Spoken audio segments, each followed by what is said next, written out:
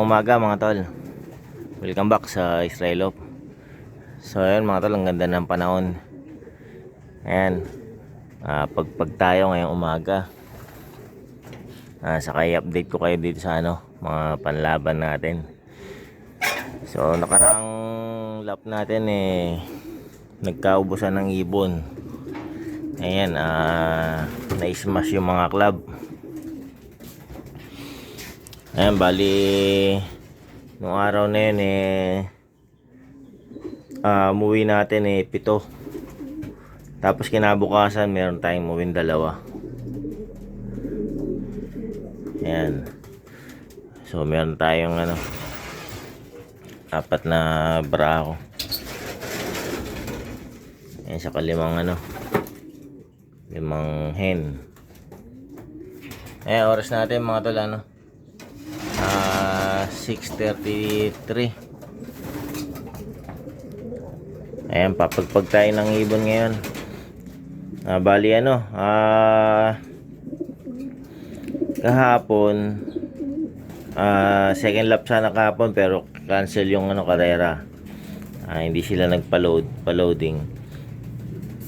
Ayan. Pero PHA natuloy. Ang ganda ng panahon.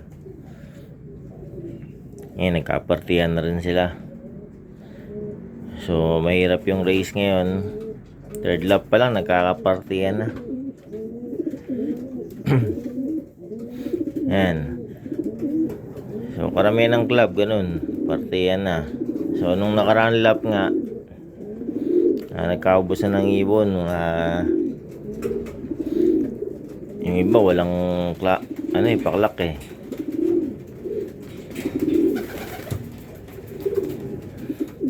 Ayan, so papagpag tayo ngayon hindi ako makapag mid-toss.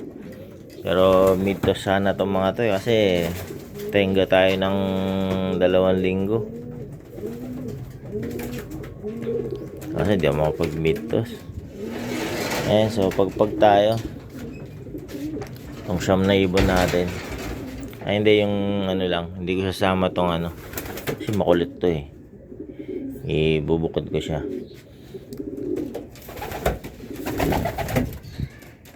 Labasin ko lang to. Pag sabay-sabayin ko, isasama ko yung itong mga hen na pang south. Sasama ko sila para mabatak yung mga ibon natin na panlaban. Palabasin ko lang mga tol. So ayan mga tol, kasama na yung dyan, yung 8 na panlaban natin. Yung isa yun iniwan ko muna kasi makulot yun kasi meron pinaparisan niya isang yung hen natin na panlaban. Pag magkasama sila tagal pumasok. Ayan, so iniwan ko siya, sabay ko yun sa mga barako. Ayan, so paronday na natin.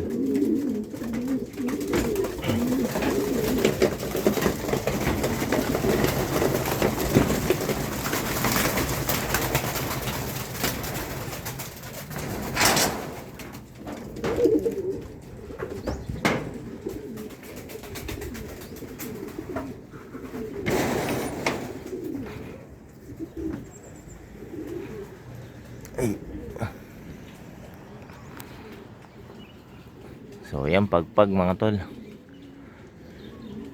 2 linggong wala tayong training. Pero maganda sana talaga na mid-toss to mga to, matos.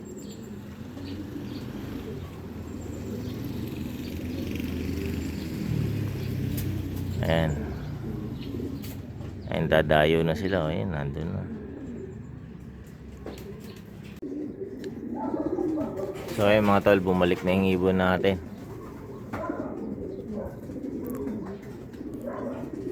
Ayan, na yan. Mga 15 minutes na silang alipad. I-force fly natin sila. Saan na? Wala. Ayan.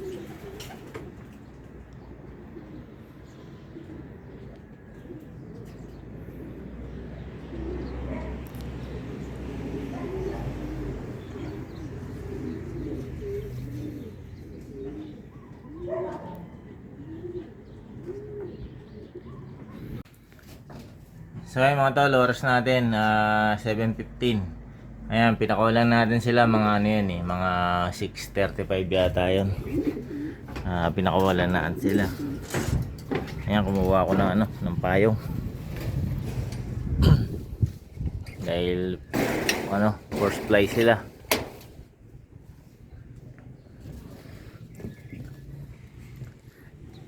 Ayan, pero buti hindi rin ano, ganong mainit. Pag tumirik yung araw eh, papayong tayo. Ayan, nawala na sila uli eh. Ayan na.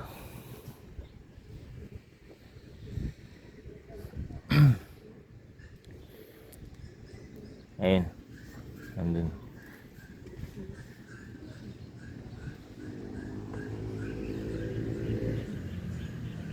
Ito isa oh. Nandun sila. Pero ano, ilan lang yun nandun. Ito pala. Ayan. Pero mukhang kulang-kulang sila mga tol.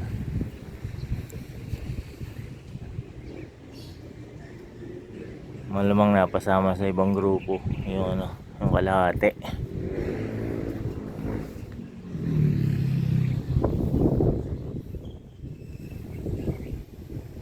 Ayan, paliparin natin ang ano, isang oras. Konti na lang, mag-iisang oras na, mga 20 minutes na lang yata.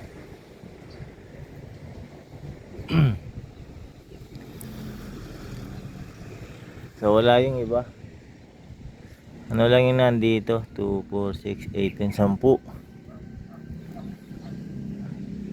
So nasaan yung pinakawalan natin eh, 17 plus 8, 25. Wala yung 15. Ayan, napasama yan sa ibang grupo yan.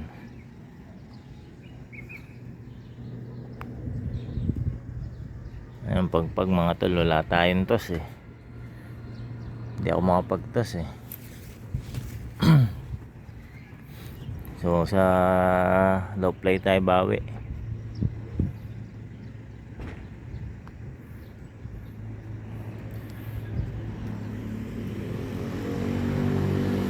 Ito yung isa oh. Ayan oh, yung nakabukod, kakabalik lang. Doon galing. So, malamang nandun yung grupo, yung ano, yung kalahati.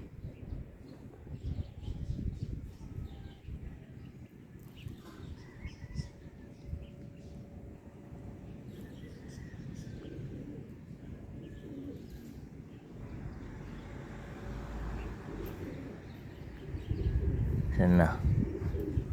Yun.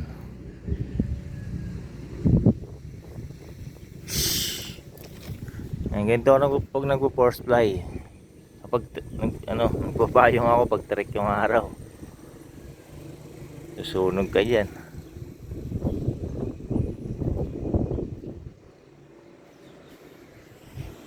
Ay, meron pang dalawa. Kakabalik lang. Galing din sila dun.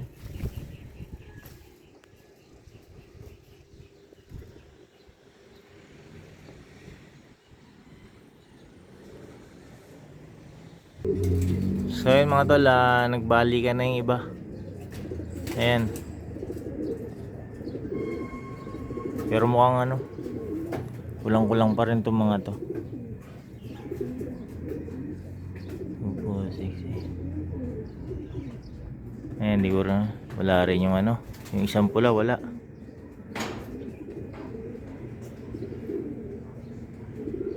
Hindi ko nakapansin yung isang pula. Kanina lang naikot dito eh.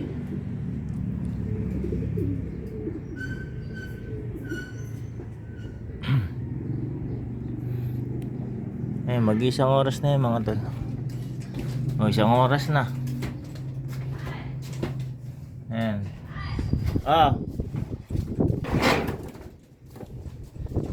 O, isang oras na sila. Ayan na natin. Naku, muntikan pa. Unti kang ba sumalpok? Wala yung isang pula natin. Ako, hindi kaya sumalpok yun. Nag-iikot-ikot lang kanina rito eh.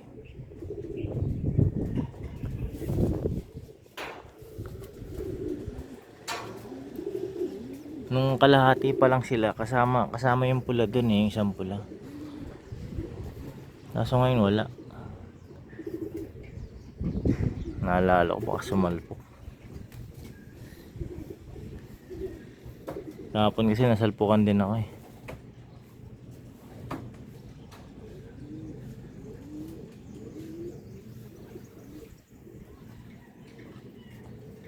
Wala nga siya oh.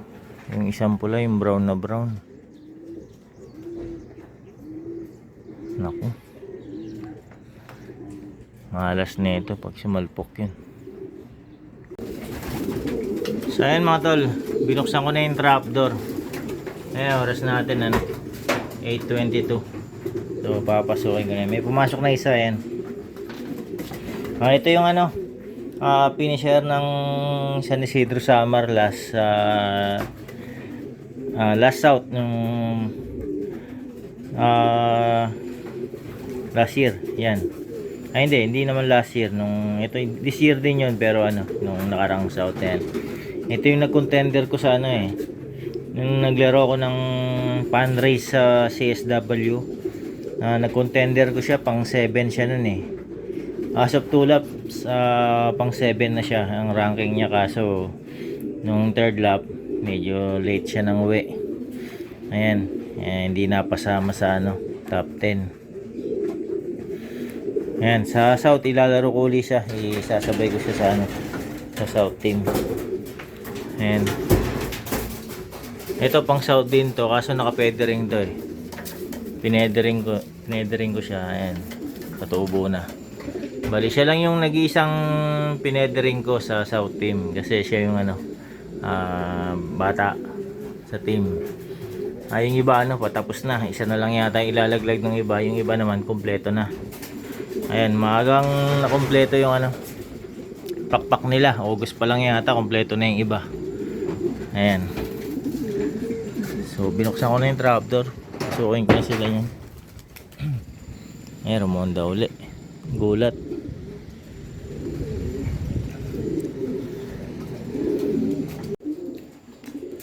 Ito mga tol, update tayo dito sa ano, yung isa natin na pang norte. Ayan, anong una, akala ko ano, sumalpok tong ibon na to, kaya hindi siya makalipad. Ayan, pero ano, hindi naman siya sumalpok eh, kasi ang tagal na, mag-isang buwan na yata to na hindi siya nare-recover. So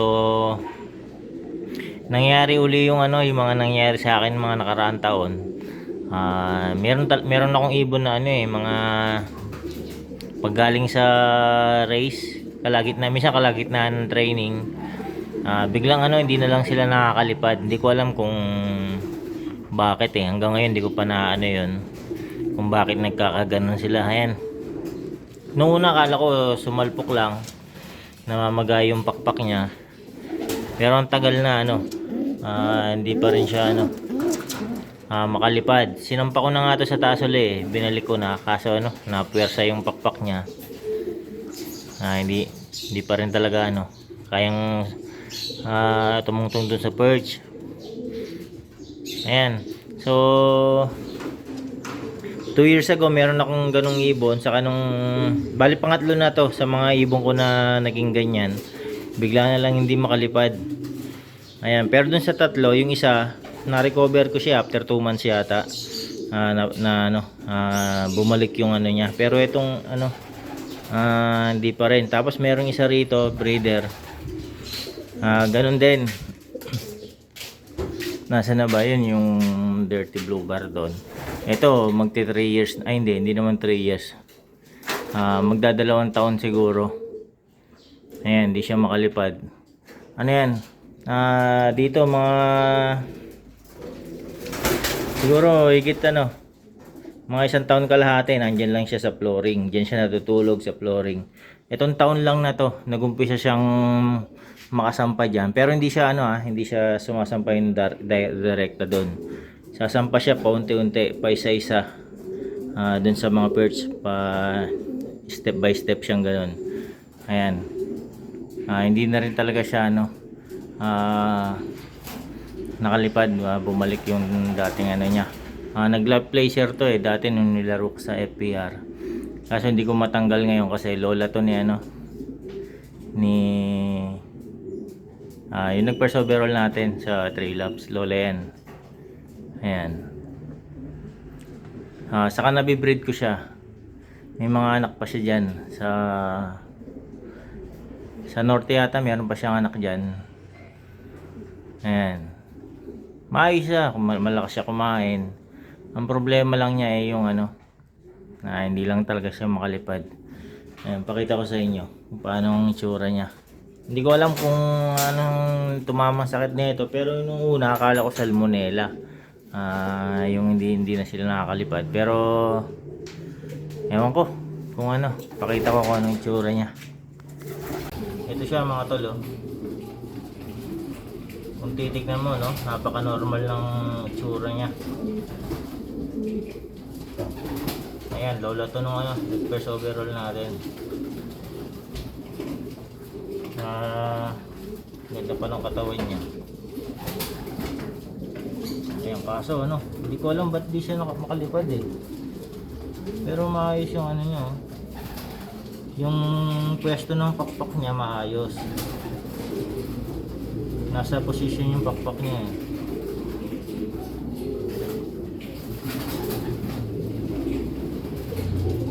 Ayan, di naman yung pakpak niya. Galing sa karera to Yung time na galing siya sa karera, nakauwi pa siya. After ilang araw hindi na siya makalipad.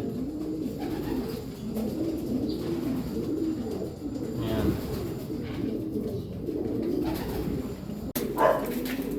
Ayan mga tol, pakita ko sa inyo. Ayan Ayan, hindi siya makalipad Pero kung titignan mo yung posisyon ng pakpak niya, kapag nakatayo siya normal. Yung kanan pala yung may tama niya. Ayan normal yung position niya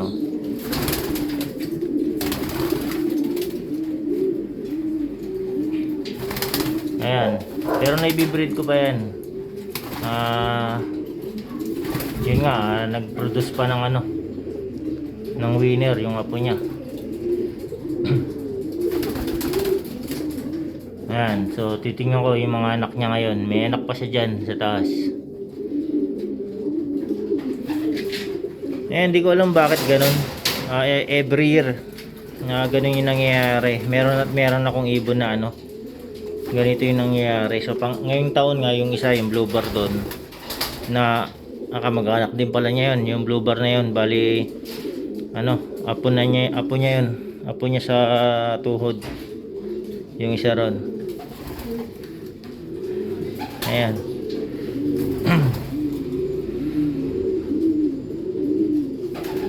Hindi ko lang alam kung ano yung sakit na ganun, yung bigla na lang hindi makakalipad. Parang muscle breakdown yung nangyayari.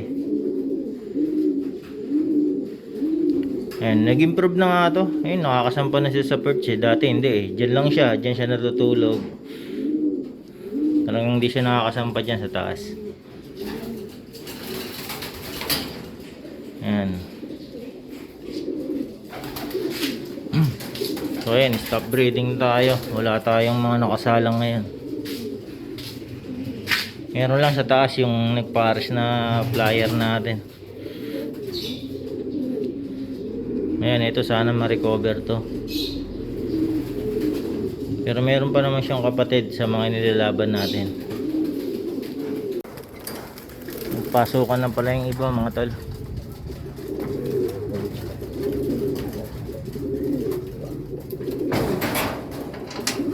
Ayan, separate na natin yung mga panlaban natin.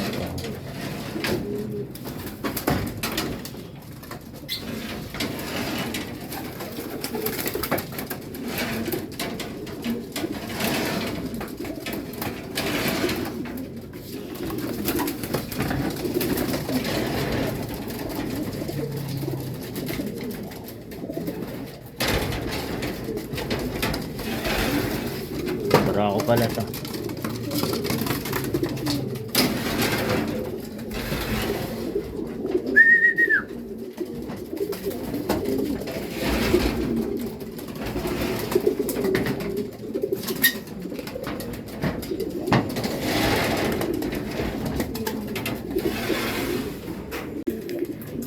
So yun mga tol, kaya pala laging wala yung pula. Nagpaparisan pala sila nito. Ayan, ngayon lang sila nagpakita, yung dalawa. Ayan, yung parehas ano, panlaro natin to. Ayan, so ayan mga tol. Patuloy ko na yung video rito. Ayan, sa ulitin na lang uli. Maraming salamat sa panonood.